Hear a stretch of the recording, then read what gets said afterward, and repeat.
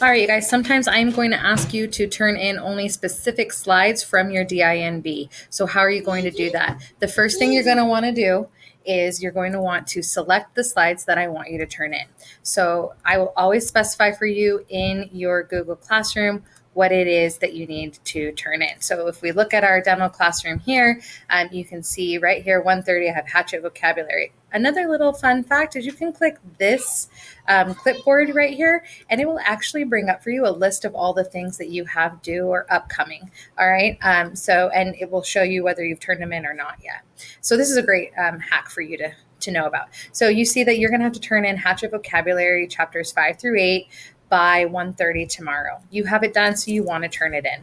All right, you come to your DINB, and because the vocabulary slides are part of a huge, long DINB, I want you to only turn in these specific slides. So what you're going to do is you're going to select the slides that I want you to turn in.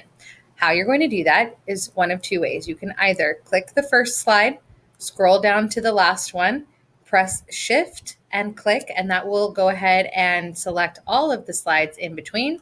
Alternatively, you can click on the slides that you want, hold down the Control button, and as you're holding down Control, you can select the other slides that you would like to include in your selection.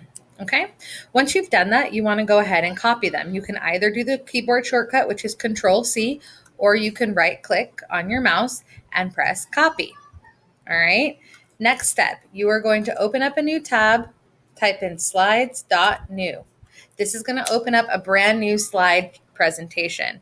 By the way, you can do this with any of the Google Suite for Education. You can type in doc.new, forms.new, sheets.new, and they will always bring up the new version of whichever Google Suite for Education tool you like to use.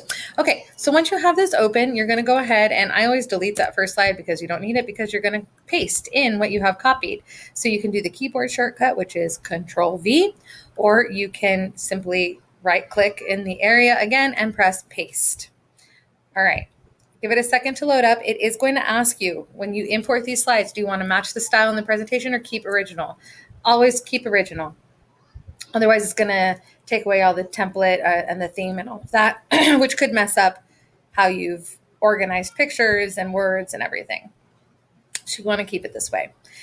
Now, finally, what you're going to want to do is you're going to want to label this. You want to go ahead and title it with either your first and last name, if you have the same first name as someone else, or just your first name, and then what it is. So this is Hatchet vocab chapters 5 through 8.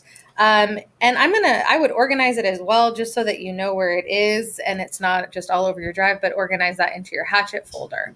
Once you've done that, if you have the Google Chrome extension here, you can click on that and turn it in that way. But if you don't, then you just go into your Google Classroom, click on that assignment. So again, if you want to go to the demo class that way, if you're already in there, you can do it that way as well.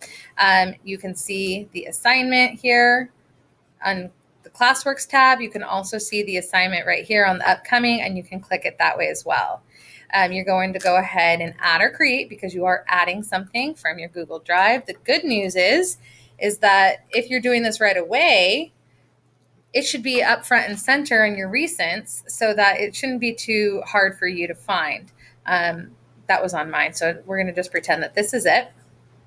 Okay, insert your slides and then mark as done. This is so important. You guys have to get used to marking as done, because it attaches to or sends information to our new RenWeb, which is kind of like GradeLink, but better. So because of that, it will show up for you on RenWeb. So that is really important. Get used to marking as done.